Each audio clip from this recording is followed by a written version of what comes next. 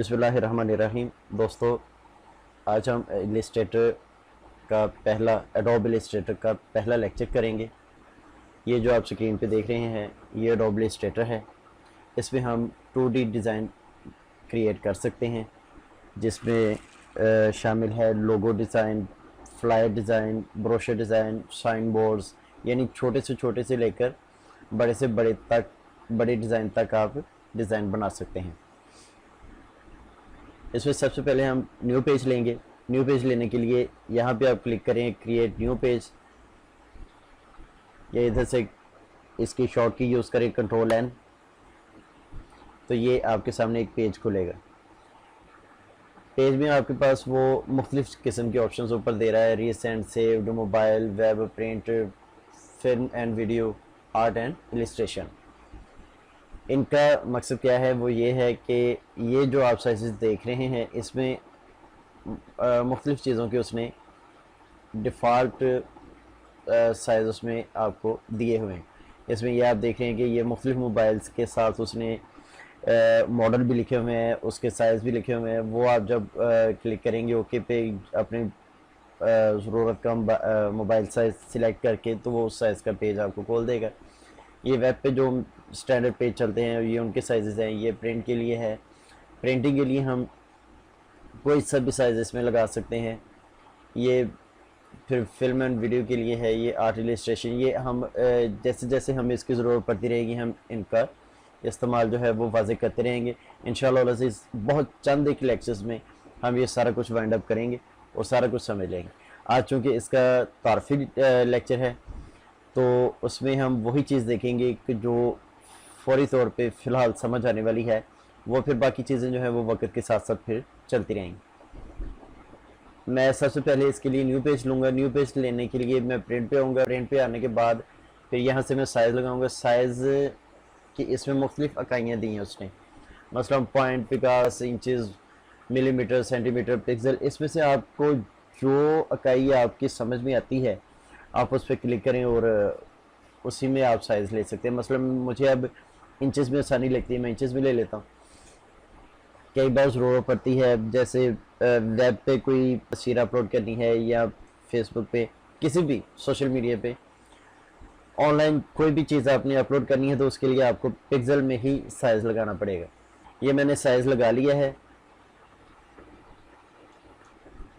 Advance options, इसमें CMYK है, इसकी रेजोल्यूशन है, फिर CMYK या RGB, ये दो ऑप्शन इसमें दे रहे हैं। हमें अमूमन CMYK सिर्फ उस डिज़ाइन के लिए चाहिए होती है जो हमने प्रिंट करवाना है। जो डिज़ाइन हमने प्रिंट नहीं करवाना है, सिर्फ पोस्ट करना है वेब पे, सोशल वेब पे या कहीं भी, तो उसके लिए हमें RGB चाहिए होगा। स्क्रीन के लिए हमेशा RGB यूज़ होता है, प्रिंट के लिए हमेशा CMYK यूज़ होता है। तो हम इसे RGB में ले लेते हैं, चूँकि हमारा ये डिज़ाइन तो हम बनाएंगे ये ज़्यादातर स्क्रीन पे ही नज़र आएगा, हमने प्रिंट तो करना नहीं, तो फिर हम इसके लिए RGB ही ले लेते हैं। RGB क्रिएट, ये हमारे पास एक पेज खुल गया। इसमें हम देख रहे हैं कि ये साइड पे पैनल्स हैं, ये जो आपको नज़र आ रहे हैं, ये इस तरफ ये सारे टूल बार्स हैं। ये टूल बार्स कब कैसे यूज़ होते हैं, इन पैनल्स का क्या मकसद है, ये हम लेक्चर बाय लेक्चर में देखेंगे।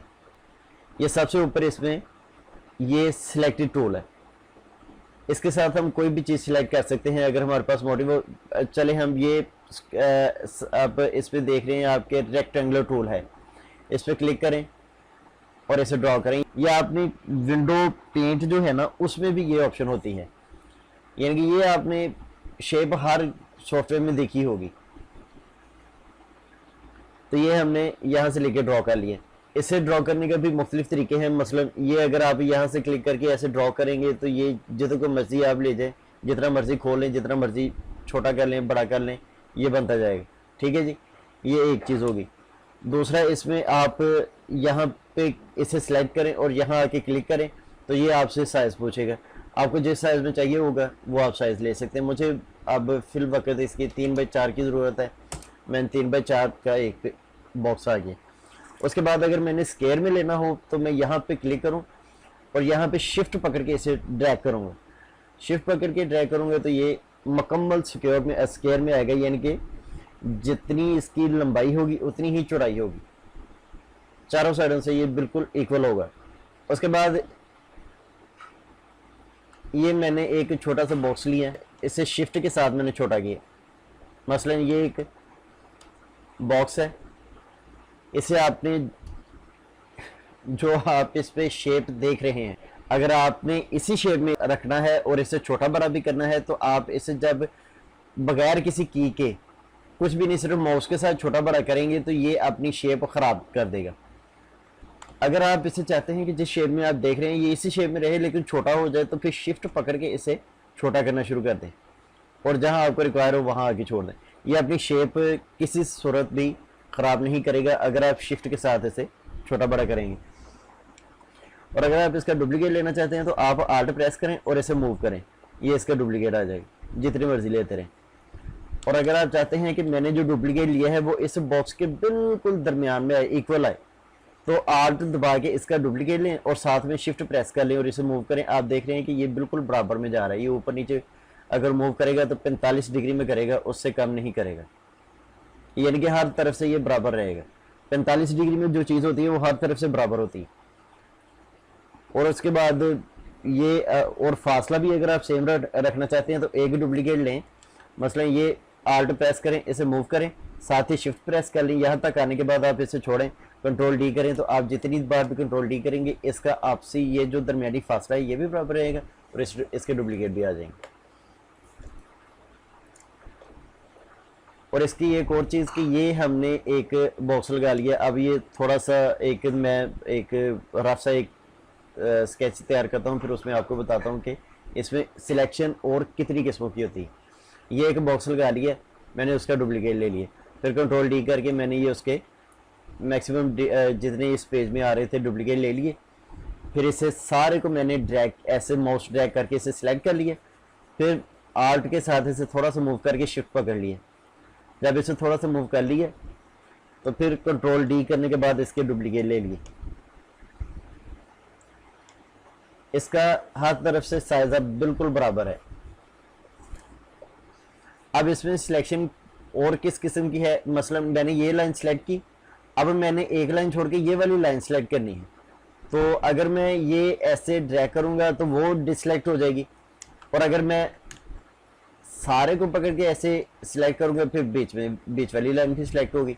अब इसका तरीका ये है कि ये इसे ड्रैग करें, फिर उसके साथ शिफ्ट पकड़ें और एक लाइन छोड़ के आगे वाली लाइन को सिलेक्ट करें, फिर इसी तरह एक लाइन छोड़ के आगे सिलेक्ट करते जाएं, तो आप देखें कि डिलीट करने के बाद वो जितना सिलेक्ट किया था वो डिलीट हो गया, जो डिसलेक्ट था वो बच गया। इसी तरह आप इस तरफ को भी कर सकते हैं कि इस तरह आप एक बार ड्रैग करें फिर शिफ्ट के साथ आगे ड्रैग करते जाएं, तो आपके ने जो डिसलेक्ट किए हैं वो आपके पास सिलेक्ट थे वो बच गए, जो सिलेक्ट थे वो डिलीट हो गए। उसके बाद इसमें एक और शेप है, ये सर्कल है, ये कहाँ यूज़ होगा ये आपको वक्त के साथ साथ खुद ही पता चलता जाएगा। ये पॉलीगॉन टूल है, इसके साथ हम एक छोटा सा स्केच तैयार करते हैं कि इसे शिफ्ट के साथ पकड़ के इसकी बराबर शेप मैंने एक ले ली। उसके बाद ये नीचे वाला जो आप देख रहे हैं कि एक स्क्वायर लगा हुआ है, ये आउटलाइन के लिए है, ठीक है। ये अगर आप देख रहे हैं कि इसको ब्लैक आउटलाइन लगी हुई है, इस आउटलाइन को मोटा करने के लिए ये ऊपर स्टॉक की ऑप्शन आ रही है, जितना हम ऊपर को क्लिक करते जाएंगे ये बढ़ती जाएगी, जितना नीचे को करते जाएंगे उतनी कम होती जाएगी। अगर आप डायरेक्ट अपने मतलूबा फिगर पे जाना चाहते हैं तो यहाँ पे जाके 5 जितना भी आपको रिक्वायर है आप उतना क्लिक करें तो वो उतनी मोटी आउटलाइन लग जाएगी। अच्छा, इसमें एक और चीज़ ये है कि ये जो अंदर वाला कलर चूँकि वाइट है, यहाँ भी आप देख रहे हैं कि ये फिल कलर इसका वाइट है, ठीक है। आप इस पर डबल क्लिक करें, इसमें से जो भी कलर लेना चाहें ये सारे कलर इसमें आ रहे हैं। ये इसकी फॉर्मुलेशन भी इधर दे रहा है, आप CMYK का कोई भी कलर इसमें लगा सकते हैं। याद रहे कि हमने फाइल RGB ली है लेकिन फॉर्मुलेशन हमें इसमें ये CMYK में शो करवा रहा है। CMYK की जो फॉर्मुलेशन है, कलर फॉर्मुलेशन है, वो बहुत आसान होती है। आप CMYK 4 कलर्स के साथ सियान, मजेंडा, येलो की के फॉर की लतीनी ज़बान का लफ्ज़ है जो कि लतीनी में काले कलर को कहते हैं, ब्लैक कलर को कहते हैं। आप इन 4 प्राइमरी कलर्स के साथ इनको मिक्स करके 7776 कलर बना सकते हैं। तो लिहाजा ये इसके बाद इसके स्ट्रेचेस भी देता है, वो भी मैं आपको बताता हूँ कि वो कहाँ से कैसे निकलते हैं। तो मैंने ब्लू कलर डार्क कलर का लेना है, तो ये मैंने उसकी फॉर्मुलेशन लगा दी। ओके, ये उसने अंदर कलर दे दिया। और जो आउटलाइन है उसका मैंने कलर चेंज करना है, उसमें मैंने रेड रखना है, तो मैंने उसकी रेड आउटलाइन लगा दी। अब मैं इसका डुप्लीकेट लेता हूँ, आर्ट पकड़ के मैंने इसे मूव किया, साथ ही शिफ्ट पकड़ लिया। आप इसे इसमें एक और चीज़ बताता चलूँ कि ये जो मैं जूम इन जूम आउट कर रहा हूँ उसका क्या तरीका है। आर्ट प्रेस करने के बाद आप माउस का व्हील जब नीचे को घुमाएंगे तो ये जूम आउट होगा। अगर आप आर्ट के साथ व्हील को ऊपर की तरफ घुमाएंगे तो ये जूम इन होगा।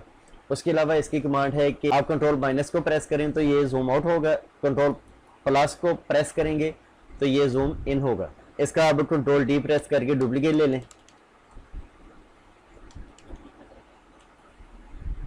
अब मैंने जो इस तरफ कॉलम शेप में जो मैंने इसका डुप्लीकेट लेना है आल्ट प्रेस करके, वो मैं शिफ्ट प्रेस किए बगैर करूंगा, क्योंकि अब मैंने इसे इक्वल नहीं लाना, इसे मैंने थोड़ा सा ऊपर लेके जाना था ताकि ये वाली शेप बन सके।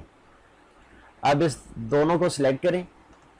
इस बार जो मैं डुप्लीकेट लूंगा वो आल्ट के साथ प्रेस करके इसे थोड़ा सा मूव करूंगा और साथ में शिफ्ट प्रेस करूंगा, क्योंकि अब मैंने इसे और इसे आपस में ज्वाइंट करना था।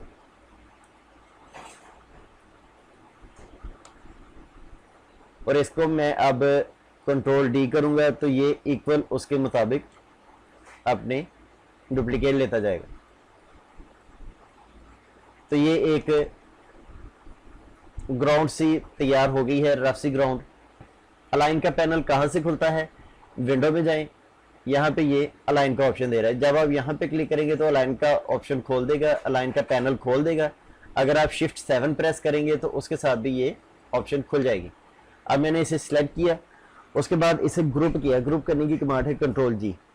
ग्रुप करने का ये फ़ायदा होगा कि ये जब अलग अलग है तो मैं इसे ऐसे ऐसे मूव करूँगा तो ये अलग अलग चीज़ें मूव होंगी, ठीक है। अगर मैं इसे ग्रुप कर लूँगा कंट्रोल जी करके, तो इसे जब मैं मूव करूँगा तो ये इकट्ठा मूव होगा। अब मैं इसके साथ इसे अलाइन कर रहा हूँ पेज के साथ, ये सेंटर, ये इक्वल।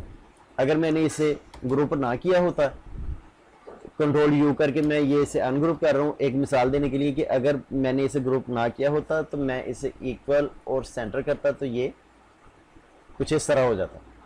लिहाजा मुझे ये यहीं पे चाहिए था, यानी कि जहाँ जहाँ मैंने रखा था उसी जगह पे। तो कंट्रोल जी करें, सेंटर और इक्वल करें तो ये पेज अपनी जगह पे, अपनी ग्राउंड जो है वो सलामत रहेगी।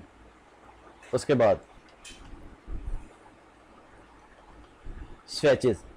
स्वेचेस ये विंडो में जाएं तो ये नीचे एक स्वेचेस के ऑप्शन दे रहा है।